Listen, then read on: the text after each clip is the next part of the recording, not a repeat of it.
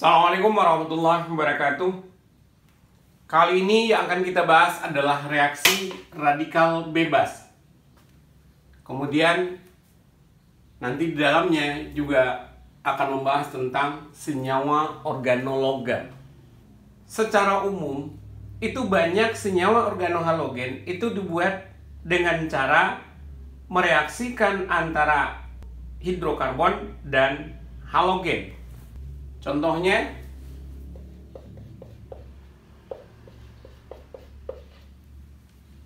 etana.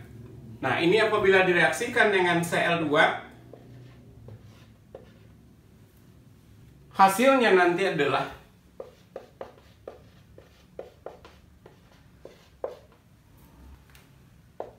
kemudian bisa juga hasilnya adalah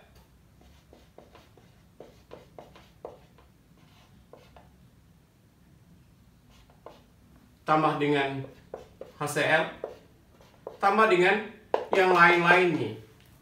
Nah, di sini etana itu apabila direaksikan dengan Cl2 menghasilkan berbagai macam produk. Nah, kenapa ini bisa terjadi? Nah, hal ini disebabkan oleh reaksi yang terjadi di sini adalah reaksi radikal bebas. Untuk lebih jelasnya nanti kita akan lihat mekanismenya. Kemudian di bagian kedua nanti kita akan bahas tentang senyawa organologam. Apa itu senyawa organologam? Senyawa organologam adalah senyawa organik yang berikatan dengan logam. Apa itu radikal bebas? Radikal bebas itu adalah atom atau gugus apa saja yang memiliki satu atau lebih elektron yang tidak berpasangan. Dalam hal ini berarti ada yang tidak berpasangan elektronnya. Kalau tidak berpasangan berarti jumlah elektronnya nanti adalah ganjil.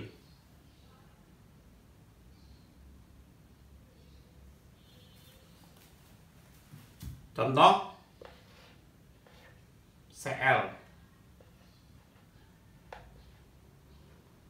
Nah, seperti ini dikatakan sebagai radikal bebas karena ada elektron yang tidak berpasangan. Contoh yang lain, CH3.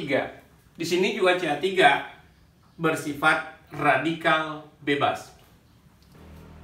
Ditinjau dari segi muatannya, maka radikal bebas tidak bermuatan positif ataupun negatif. Tetapi, walaupun dia tidak bersifat positif ataupun negatif, radikal bebas itu bersifat reaktif. Kenapa? Karena adanya elektron yang tidak berpasangan ini. Suatu radikal bebas itu biasanya dijumpai sebagai zat antara yang biasanya tidak bisa diisolasi karena berumur pendek. Klorinasi metana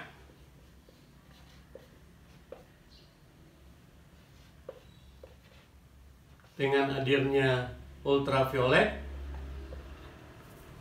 nanti akan menghasilkan berbagai macam reaksi. Ulangi, nanti akan menghasilkan berbagai macam hasil reaksi. Di antaranya adalah CH3Cl, CH2Cl2, CHCl3, CCl4, bisa juga menghasilkan HCl. Tetapi juga bisa menghasilkan produk alkana yang lebih tinggi. Misalnya, dia akan menghasilkan etana. Nah, bagaimana proses terjadinya reaksi ini? Pembentukan untuk menghasilkan CH3Cl, CH2Cl2, CHCl3, CCl4, dan HCl. Bagaimana terjadinya reaksinya atau mekanismenya? Seperti yang kita sampaikan bahwa di sini yang terjadi adalah reaksinya melalui mekanisme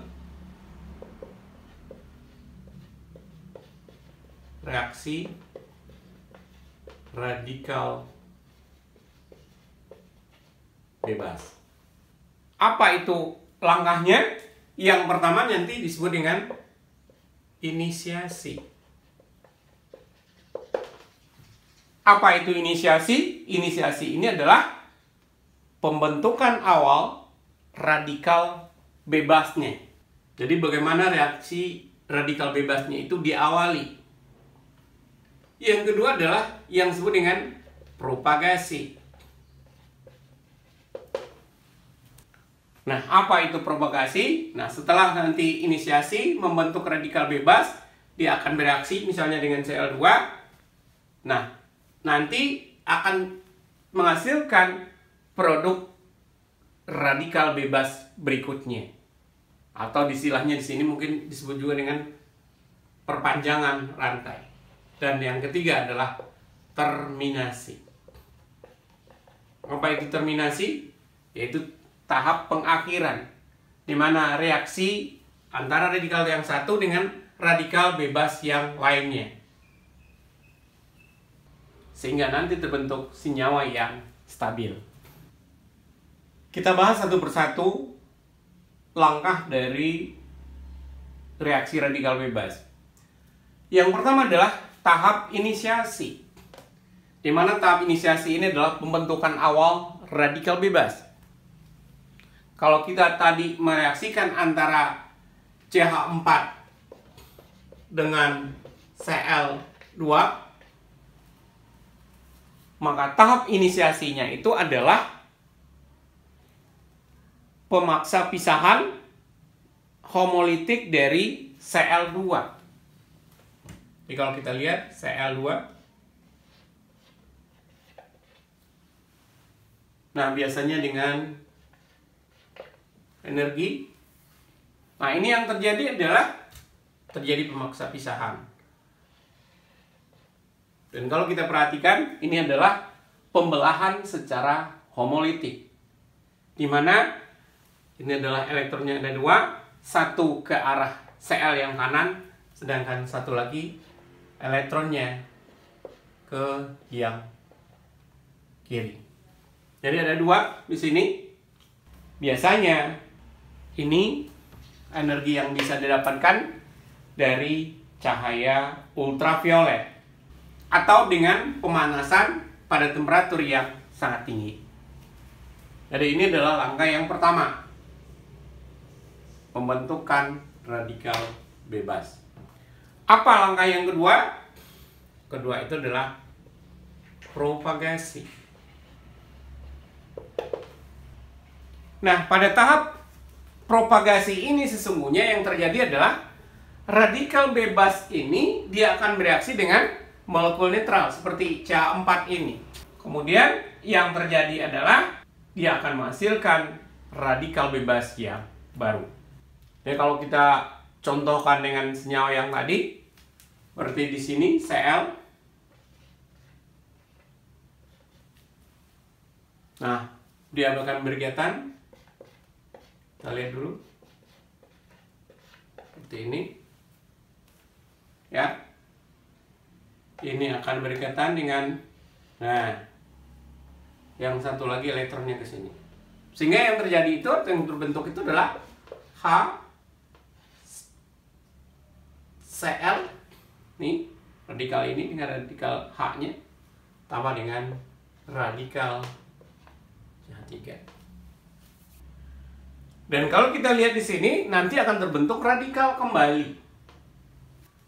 Radikal CH3 ini bisa juga bereaksi dengan Cl2. Sehingga kalau kita lihat di sini, CH3 radikal,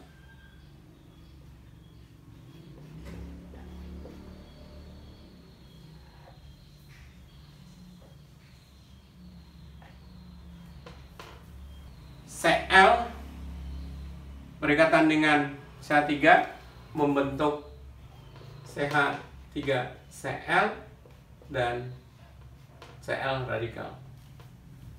Kita bisa lihat di sini bahwa nanti kembali terbentuk radikal bebas.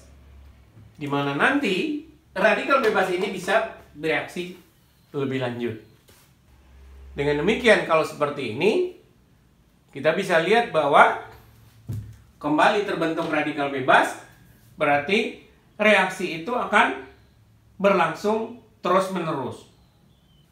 Selanjutnya adalah tahap terminasi, yaitu pengakhiran, di mana nanti radikal bebas yang satu bereaksi dengan radikal bebas yang lainnya. Dan kalau tadi ada radikal Cl misalnya, reaksi dengan Cl yang lain tentu akan menghasilkan Cl2. Atau bisa juga CH3 tadinya yang terbentuk bisa juga dengan CH3 yang lainnya menghasilkan CH3. Artinya di sini pada tahap terminasi itu antara radikal yang terbentuk berikatan dengan radikal yang lainnya. Bisa sesamanya dan bisa juga dengan yang lain.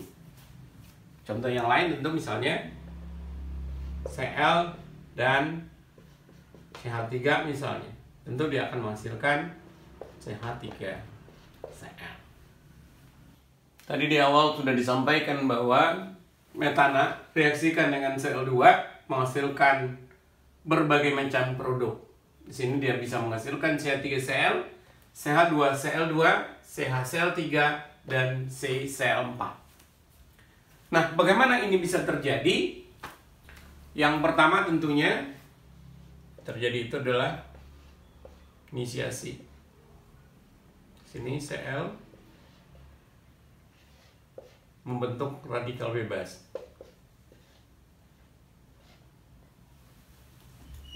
Sini Cl itu akan berikatan dengan H-nya, sehingga yang terbentuk itu nanti adalah berupa HCl. Tentunya ditambah dengan elektron dipindah dengan CH3. Langkah selanjutnya adalah CH3 ini dalam keadaan radikal bereaksi dengan Cl2. Jadi nanti di sini akan bentuk CH3Cl, CH3 dengan Cl, dan kembali terbentuk radikal bebas.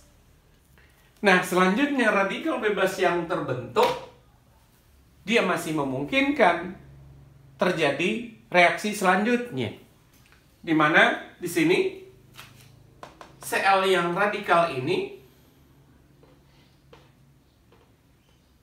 bisa juga bereaksi kembali dengan CH3Cl. Di mana H-nya nanti akan diikat di sini, sehingga nanti akan membentuk HCl, dan kembali di sini kita lihat CH2Cl. Nah, ini juga membentuk radikal kembali. Selanjutnya dari radikal ini nanti H2Cl. Nah, bereaksi kembali dengan Cl2. Hasilnya nanti adalah, kalau kita lihat sini, bentuk tentu adalah CH2Cl2 ditambah dengan Cl kembali. Maka dengan demikian kalau kita lihat lagi, berarti nanti kembali terbentuk Cl yang bersifat radikal. Cl yang bersifat radikal ini kembali bisa bereaksi dengan CH2Cl2 untuk menghasilkan produk selanjutnya. Sehingga sekarang kita sudah dapatkan reaksinya. Pertama adalah CH3Cl, kemudian yang kedua adalah CH2Cl2. Tentunya kalau kita lihat ya, di sini bentuk CH3Cl, kemudian CH3Cl kembali bereaksi, tentu tidak semua sel CL3-nya ini akan bereaksi kembali dengan Cl radikal. Karena kalau dia semuanya bereaksi ya berarti kan dia akan habis.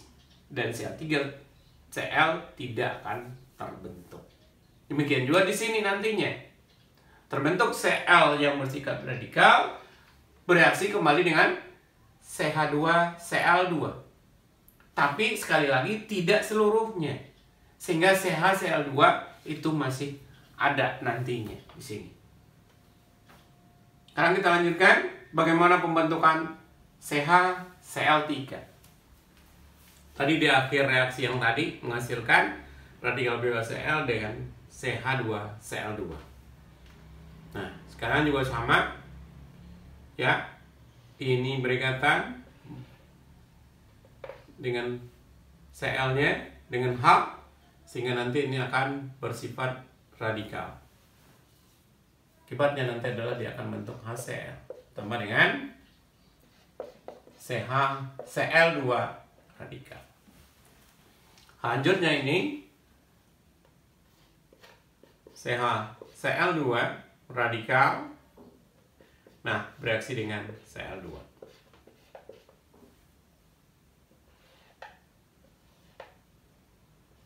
Nah, lagi-lagi nanti kita akan menghasilkan Cl radikal.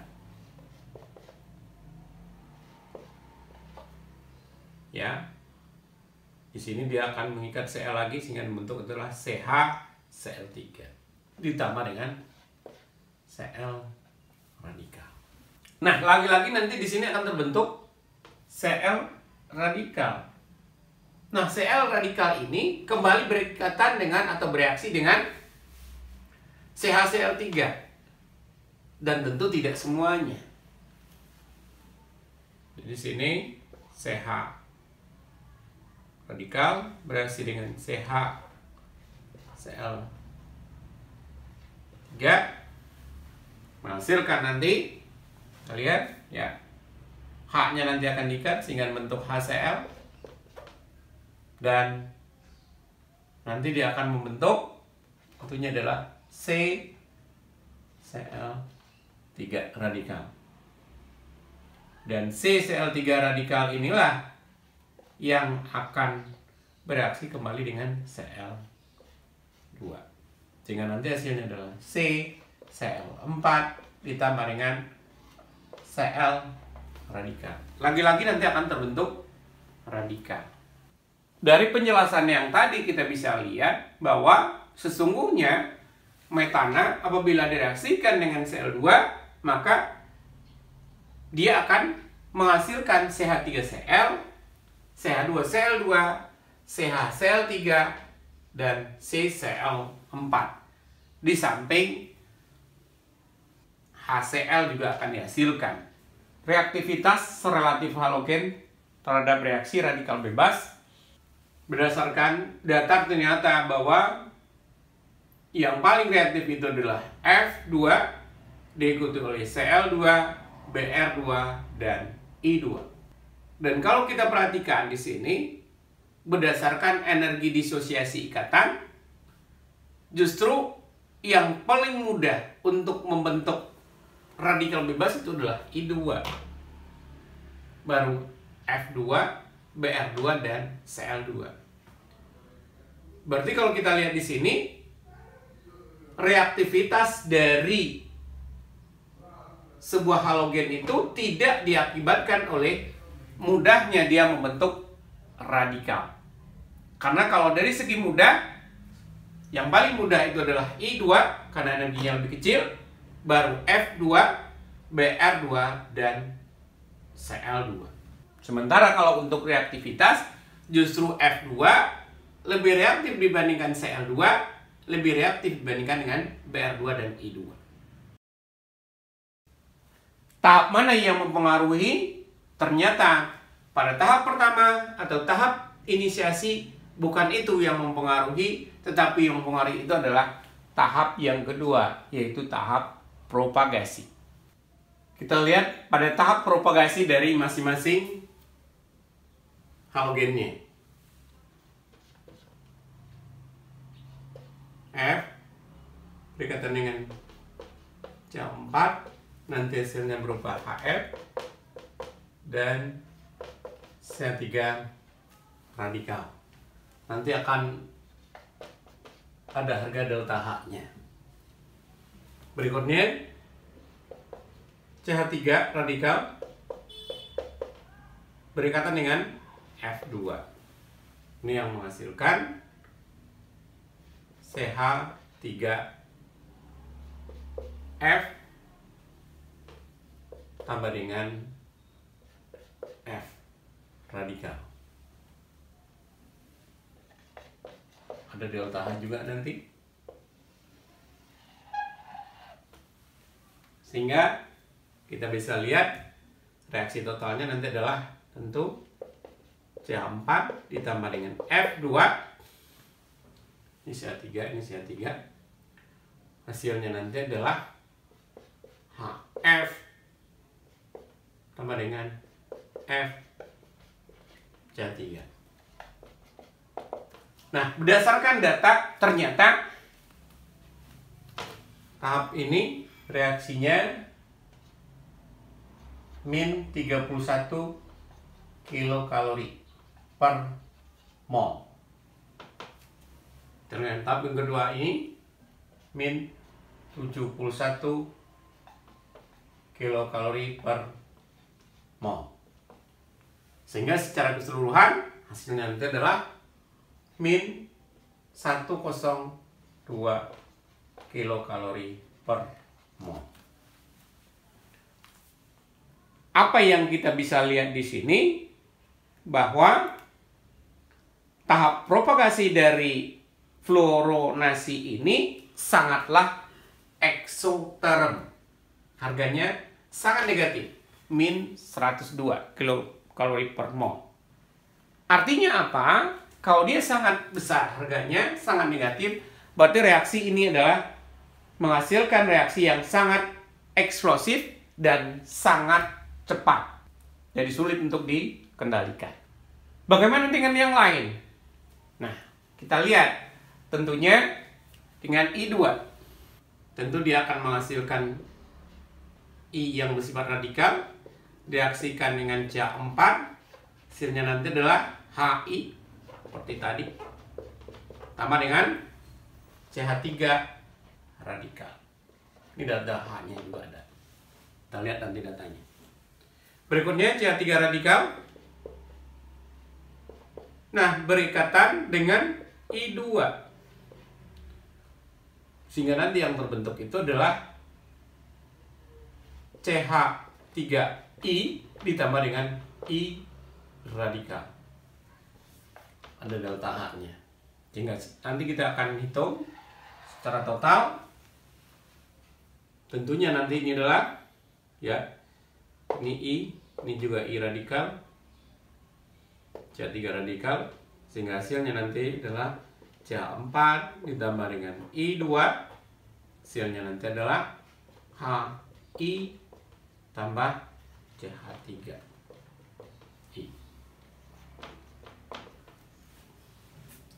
Ternyata berdasarkan data bahwa delta H-nya ini adalah plus 33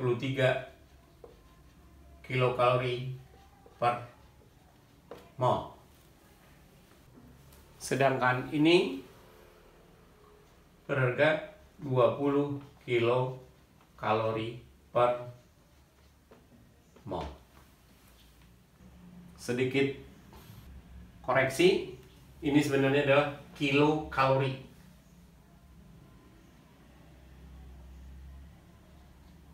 Kilokalori, semuanya sama, kilokalori semuanya.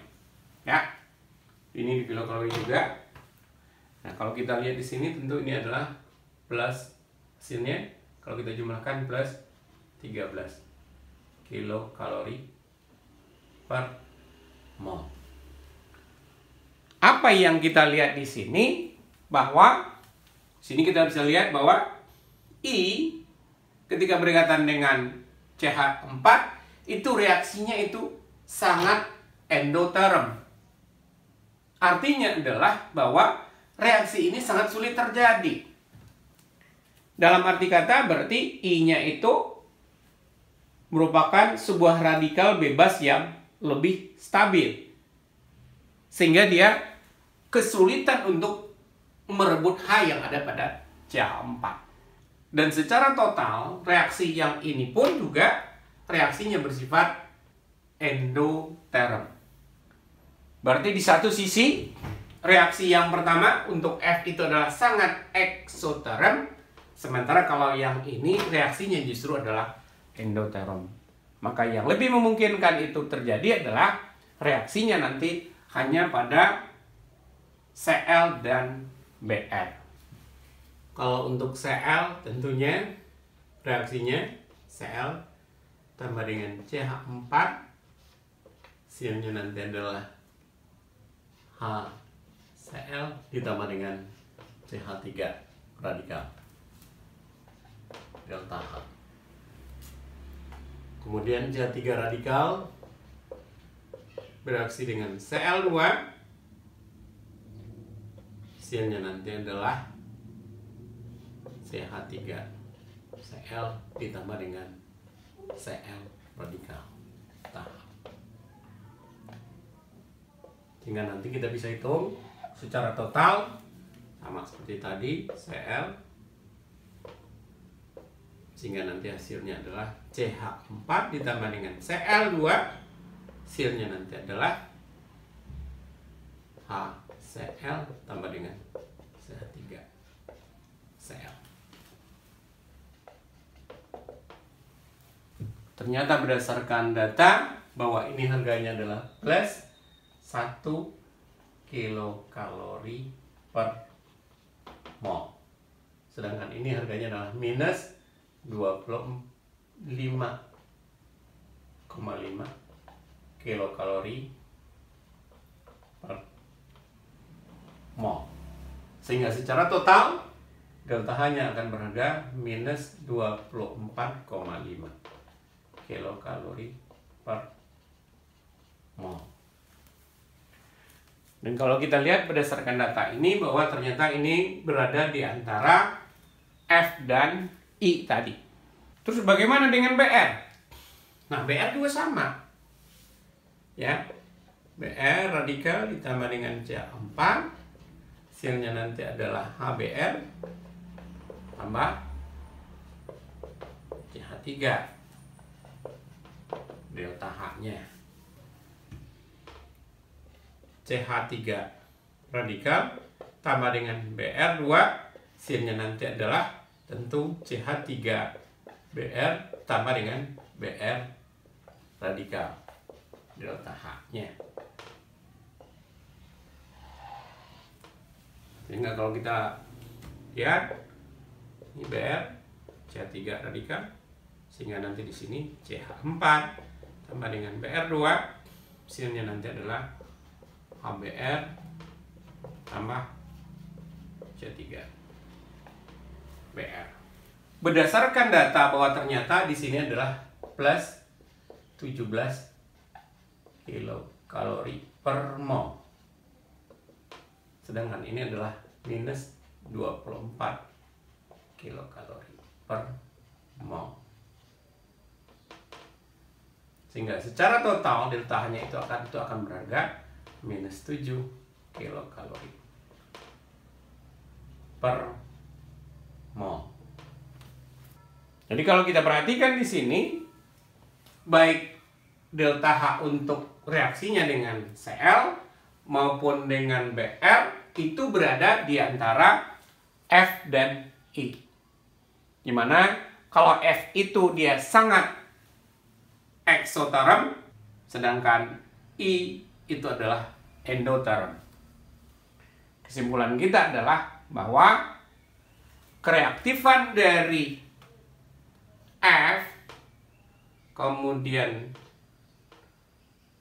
Cl, Br, dan I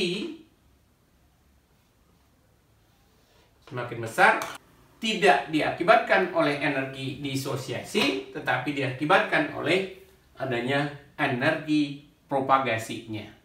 Karena seperti yang kita sampaikan, kalau untuk F itu adalah sangat eksoterm, sedangkan ini I2 adalah sangat endoterm. Sehingga yang lebih memungkinkan reaksi terjadi itu adalah biasanya adalah Cl dan Br. Stereokimia dari reaksi radikal bebas.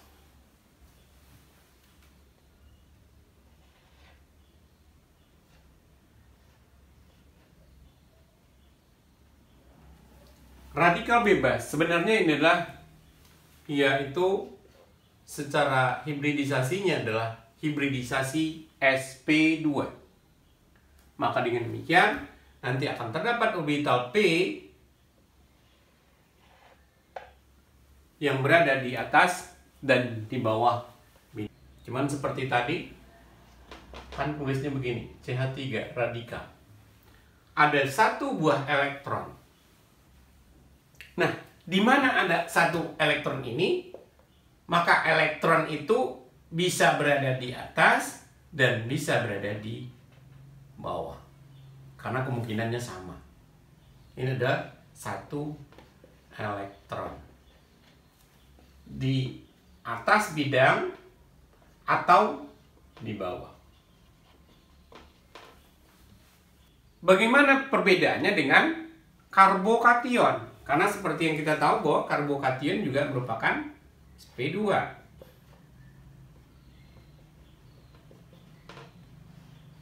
Seperti ini. Apa perbedaannya? Nah, pada orbital p untuk sebuah karbokation, maka di sini tidak ada elektronnya. Sementara untuk radikal bebas terdapat satu buah elektron, bisa di atas dan bisa juga di bawah. Nah, karena bentuknya di sini adalah datar, baik itu karbokation maupun radikal bebas, maka penyerangan nanti bisa dari atas dan bisa dari bawah.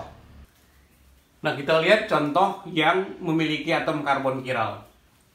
Ini adalah S1 kloro 2 metil butana. Nanti apabila direaksikan dengan Cl2, hasilnya nanti adalah campuran produk R dan S. 1,2 dikloro 2 metil butana. Nah, bagaimana ini bisa terjadi? Kita lihat sini.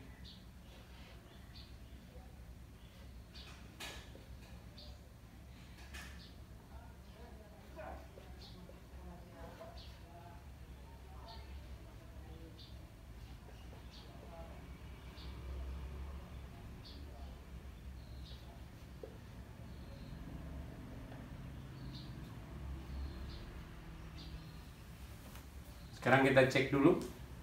Ini adalah proprietase pertama, kedua. Ya.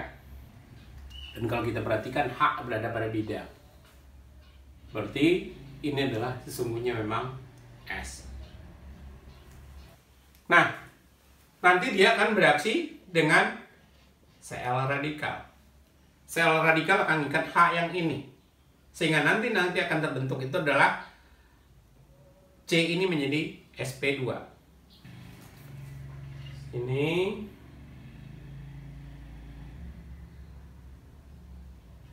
C3, C2, C3, dan ini adalah C2, Cl. Nah, di sini akan terdapat orbital P.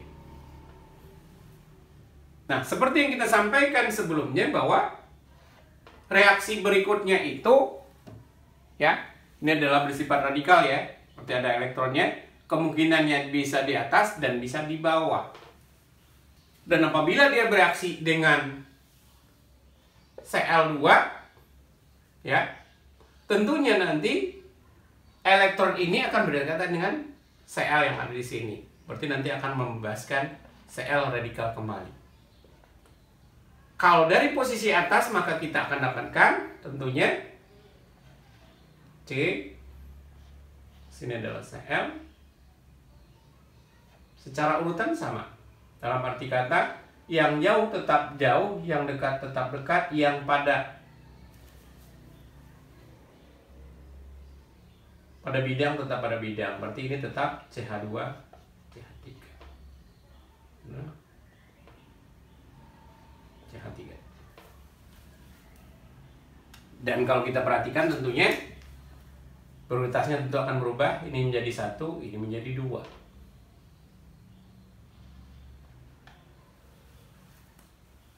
Yang terendah sudah yang terjauh, berarti ini adalah F. Bagaimana dengan yang kedua? Tentu yang kedua, secara kemungkinan Cl itu dia bisa bereaksi melalui posisi dari bawah, karena ini namanya orbital P, elektronnya bisa di atas dan bisa di bawah.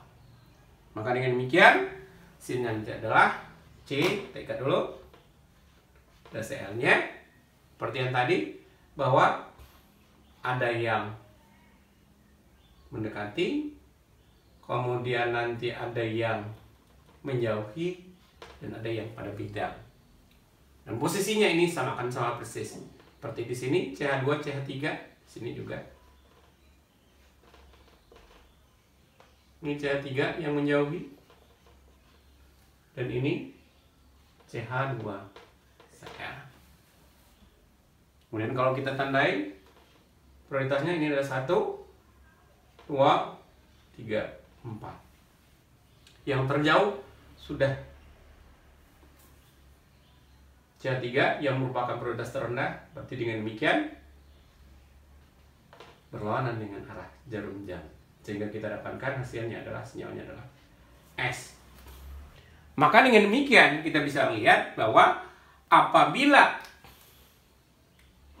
reaktannya itu adalah merupakan senyawa yang kiral, maka produk yang dihasilkan adalah R dan S, atau disebut juga dengan istilah menghasilkan produk Rassmann. Dan kalau kita kaitkan dengan karbokation, ini analog dengan reaksi karbokation sebelumnya.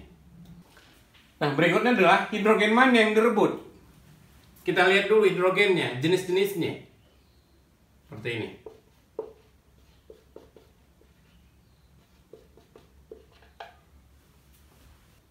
Hidrogen itu secara kemungkinan ini ya ada 6 hidrogennya. 3 di sini, 3 di sini. Kemudian di sini juga ada 2. Tetapi mana yang lebih memungkinkan untuk direbutnya? Apakah nanti H yang di sini atau H yang di kiri? Nah, hidrogen itu bisa kita golongkan menjadi beberapa jenisnya juga. Ada yang disebut dengan hidrogen metil, hidrogen metil. Tentu contoh di sini adalah hidrogen begini, hidrogen metil. Nah, ini sebenarnya sama saja. Kemudian nanti ada yang disebut dengan hidrogen primer, sekunder, dan tersier. Nah, kalau ini jenisnya mana? Nah, hidrogen primer itu adalah hidrogen yang terikat pada C, di mana C-nya adalah karbon primer juga.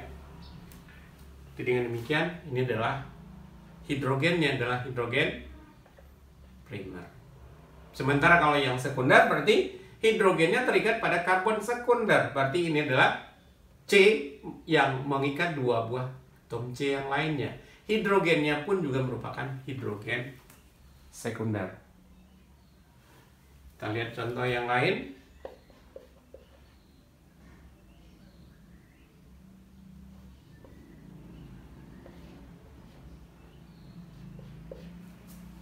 Seperti ini.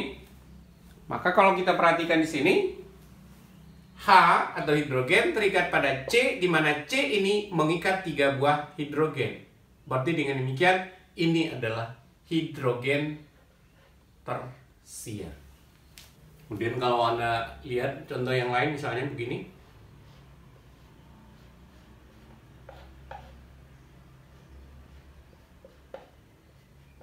Nah, Nah, ini tergolong pada hidrogen yang mana?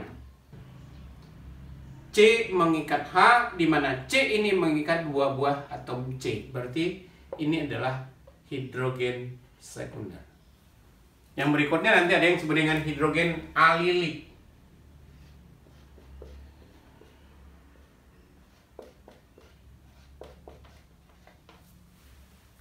Mana yang dimaksud dengan hidrogen alilik?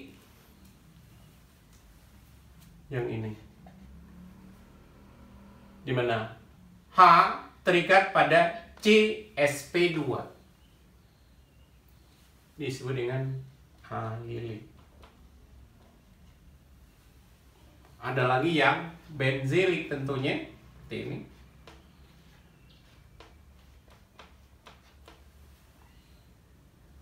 Di mana H terikat pada C, C itu terikat pada cincin benzen. Yang ini disebut dengan benzelik. Jadi ada beberapa kemungkinan dari hidrogen.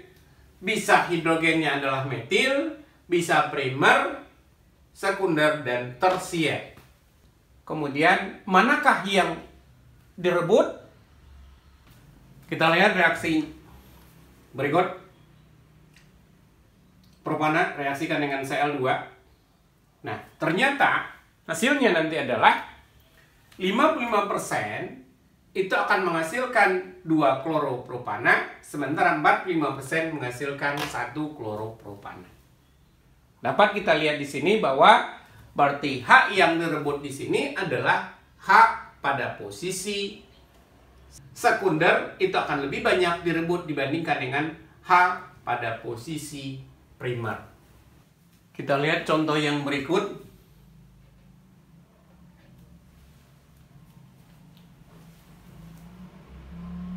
2-metil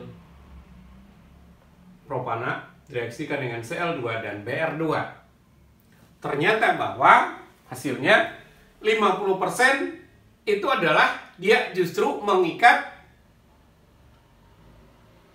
hidrogen primer. Sedangkan hidrogen tersier yang ini diikat 30% dan ditambah dengan produk lain. Sementara kalau untuk Br, ini memang secara keseluruhan akan mengikat hidrogen tersier. Jadi dalam arti kata di sini, reaksi dengan Br2 itu akan lebih selektif dibandingkan dengan reaksi dengan Cl2. Kita perhatikan, ini adalah hidrogen metil, ini adalah hidrogen primer, ini adalah hidrogen sekunder, dan ini adalah hidrogen tersier. Berikutnya adalah alilik dan benzilik. Dan ternyata bahwa apabila ini semua direaksikan dengan Br2, semakin ke kanan, semakin reaktif. Atau laju reaksinya makin meningkat. Jadi yang paling besar, ya, tentunya adalah alilik dan benzilik. Diikuti oleh tersier, sekunder, primer, dan metil. Stabilitas relatif dari radikal bebas. Nah, untuk memahami hidrogen mana yang direbut, nah, perlu kita lihat di sini adalah bagaimana keadaan transisi dari tahap abstraksi hidrogen. Kita lihat contoh. Ini adalah untuk metana.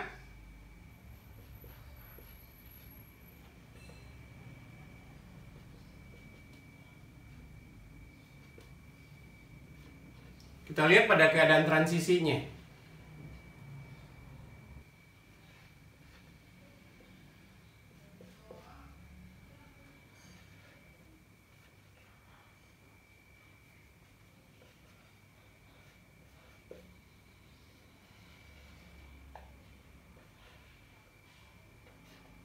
Nah, ini akan menghasilkan nantinya tentu adalah Cl plus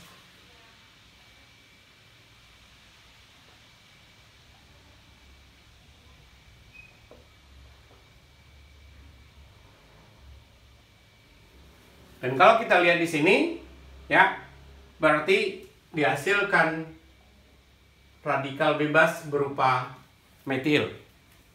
Ya, berbandingkan dengan yang tersier.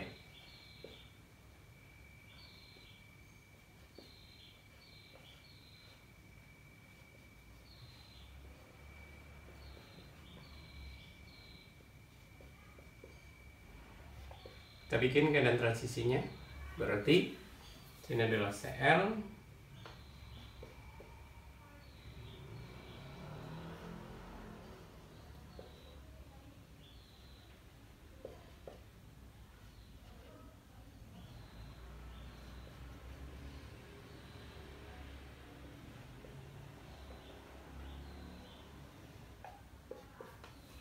sini juga akan menghasilkan HCl tentunya, karena hidrogen ini yang direbut oleh Cl, sehingga nanti hasilnya adalah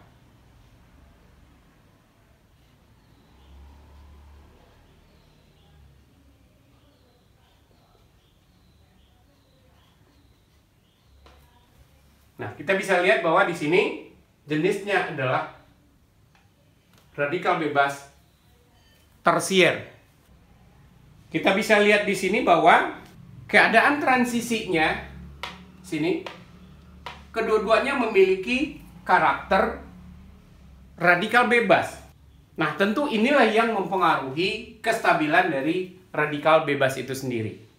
Dan seperti yang tidak sampaikan tadi bahwa kestabilannya itu yang tersier lebih stabil dibandingkan dengan yang sekunder, lebih stabil dibandingkan dengan yang primer.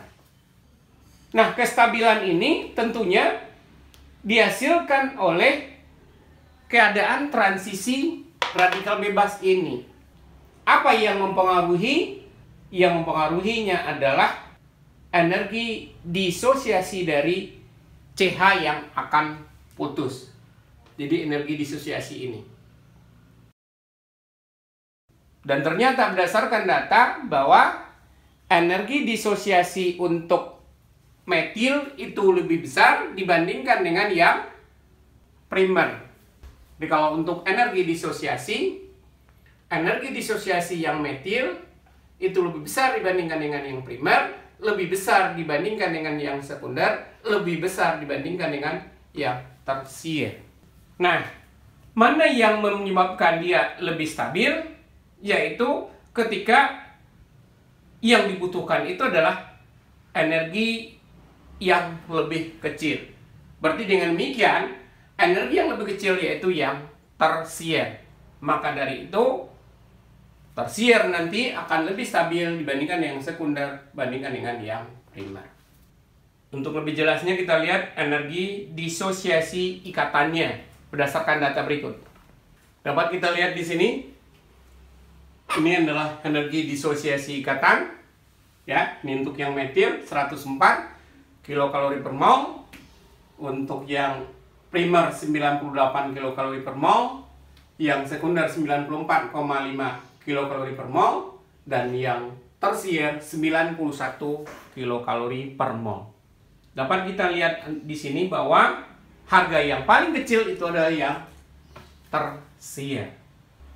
Suatu pemutusan ikatan menuju yang radikal yang lebih stabil itu membutuhkan energi yang lebih rendah dibandingkan dengan yang kurang stabil. Jadi kalau kita lihat di sini, energi disosiasi yang lebih rendah itu adalah yang tersier.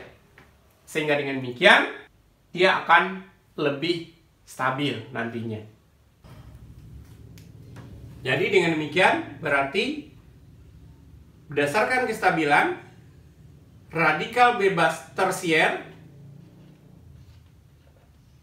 lebih stabil dibandingkan dengan yang sekunder, lebih stabil dibandingkan dengan yang primer, lebih stabil dibandingkan dengan radikal bebas metil. Nah, berikutnya adalah penataan ulang radikal bebas. Walaupun sebelumnya kita sampaikan bahwa radikal bebas itu mirip dengan karbokation. Apakah penataan ulang itu juga terjadi pada radikal bebas? ternyata berdasarkan fakta bahwa radikal bebas itu jarang terjadinya penataan ulang. Dengan demikian, bahwa penataan ulang itu sangat jarang terjadi pada radikal bebas.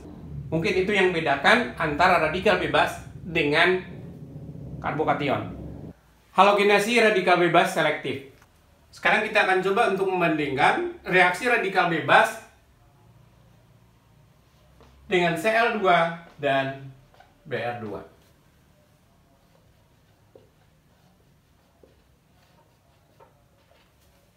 Ini adalah propana.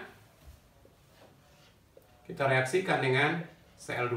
Yang bawah kita reaksikan dengan Br2. Tentunya kalau kita lihat lebih lanjut di sini, ini adalah hidrogennya adalah hidrogen primer, sedangkan yang ini hidrogennya adalah hidrogen sekunder. Kalau yang direbut adalah hidrogen primer, maka hasilnya nanti tentu adalah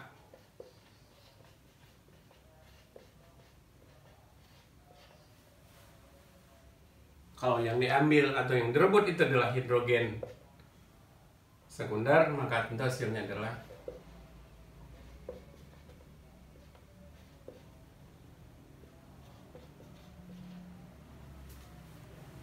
berdasarkan data bahwa ternyata ini hasilnya adalah 45%, sedangkan ini 55%. Nah, bagaimana halnya dengan Br2? Ya, tentu kalau hasilnya 3 CH2 Br, apalagi yang direbut adalah yang primer, dan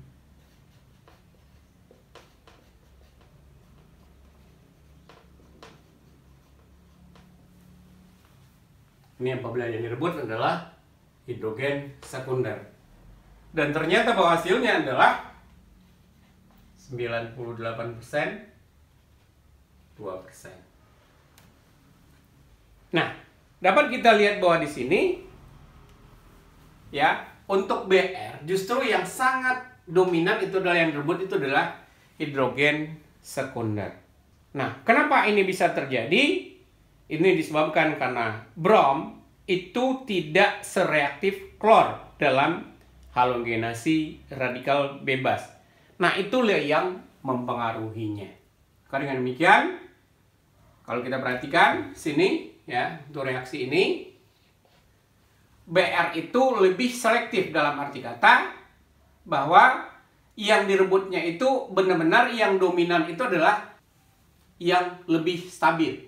Dalam hal ini, hidrogennya di sini adalah hidrogen sekunder, ya, dan ini hasilnya adalah sangat dominan dibandingkan dengan yang Cl.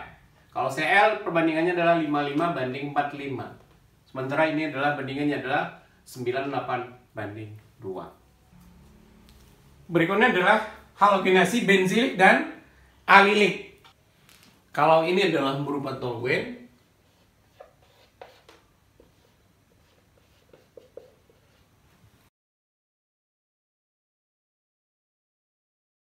berarti yang akan direbut itu adalah hanya ini, kemungkinan hidrogen benzilik. Ya, sehingga nanti hasilnya nanti adalah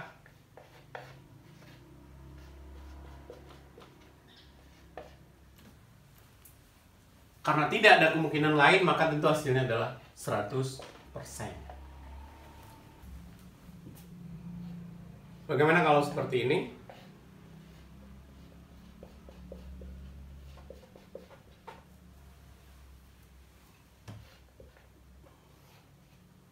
Dengan Cl2 dan Br2. Tentunya kalau di sini ya, ini adalah yang benzilik, ini adalah yang primer. Tentunya yang benzilik jauh lebih banyak hasilnya. Ya, kalau di sini kalau benziliknya hasilnya nanti adalah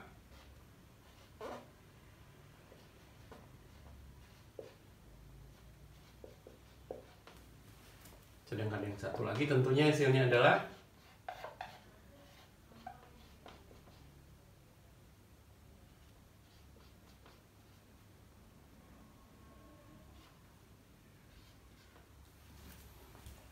Hasilnya di sini 56%, ini 44%. Tetapi kalau untuk BR, seperti yang dikatakan sebelumnya, dia ini lebih selektif.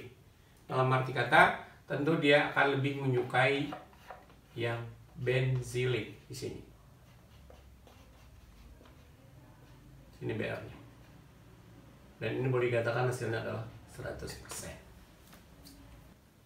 Alkena itu dihalogenasi langsung pada posisi alilik. Jadi kalau ini kata rangkapnya, ya berarti yang di sampingnya itu adalah alilik. Dengan catatan pada temperatur yang sangat tinggi dan konsentrasi halogen yang sangat rendah untuk mencegah terjadinya reaksi pada ikatan rangkap ini. Biasanya kita menggunakan N-bromosuksinimida atau NBS. Ini rumusnya. Nah, kita bisa lihat di sini ya. Posisi alil sini hidrogen alilik itu langsung bisa digantikan oleh BR. Nah, di sini. Jadi kalau kita lihat di sini misalnya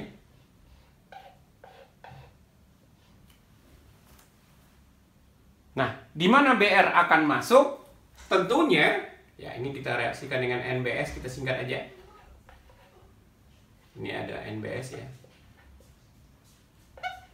N-bromosuksinimida. Maka hasilnya nanti adalah dia akan bereaksi pada posisi alil. Jadi kalau ini adalah ikatan rangkap, berarti ikatan yang dirty di sampingnya di sini. Hidrogen itulah nanti akan direbut. Sehingga nanti hasilnya adalah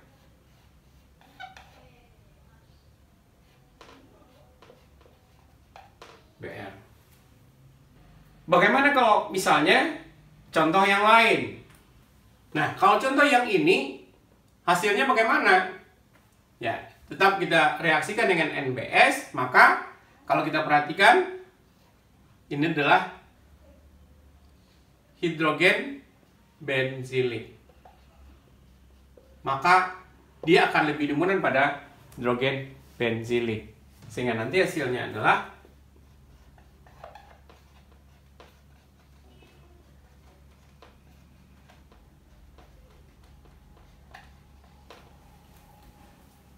kenapa di sini? Karena memang ini adalah hidrogen benzilik. Tugas ramalkan produk halogenasi NBS dengan yang pertama adalah N-butilbenzen, yang kedua adalah 1-fenil propena. Demikianlah yang bisa disampaikan.